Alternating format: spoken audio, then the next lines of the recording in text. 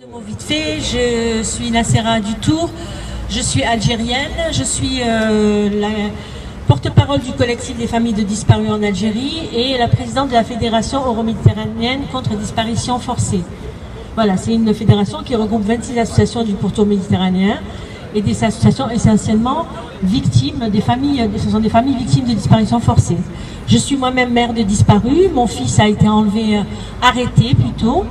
Il a été arrêté en 1997, il avait 21 ans.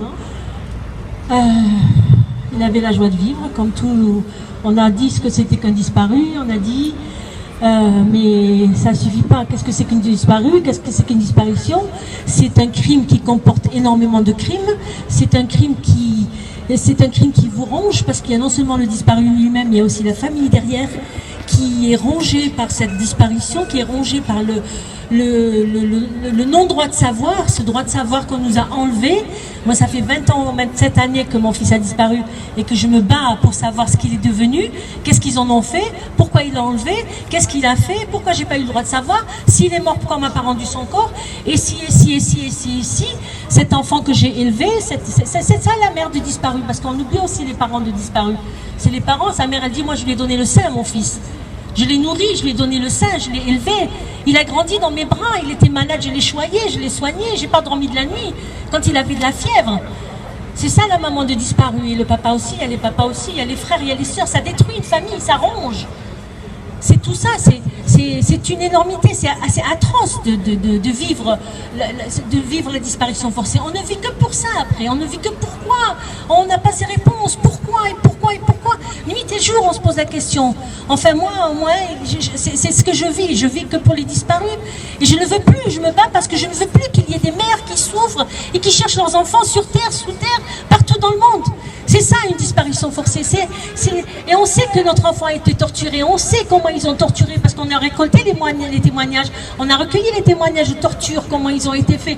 Ceux qui ont été enlevés, arrêtés en même temps que nos enfants, sont sortis. Certains ont réapparu, ont eu la chance d'être libérés, on ne sait pas pourquoi, et ils racontent ce qu'ils ont subi dans ces cachots, dans ces cellules, la torture, l'électricité, le chiffon, l'échelle, le cheval, toutes ces séances de torture qui ont des noms, parce que les tortionnaires, ils nomment leurs séances de torture.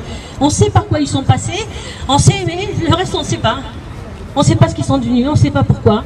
On ne sait pas s'ils vont revenir un jour. Moi, ça fait 20 ans que j'attends, hein. Je n'ai pas baissé les bras, je désespère pas de revoir mon fils un jour, je veux le revoir.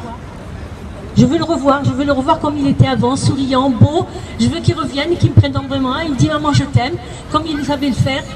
Je veux revoir mon fils. Et c'est pour ça qu'il faut se battre, pour que plus personne au monde ne cherche son fils, n'ait à attendre le retour de son enfant, à surveiller la porte pendant les fêtes, pendant Noël, pendant l'Aïd, pendant toutes les fêtes religieuses où la famille se réunit, et l'absent, il n'est pas là. Il y a sa place, il y a sa photo qui est là tout le temps, il y a ses photos partout, mais lui il n'est pas là, il est où? On ne sait pas. Voilà, c'est pour ça qu'on vous demande à tous d'être unis, solidaires et comprendre ce que c'est qu'une disparition, c'est comprendre pourquoi on doit lutter contre les disparitions forcées pour qu'il n'y ait plus jamais ça sur Terre.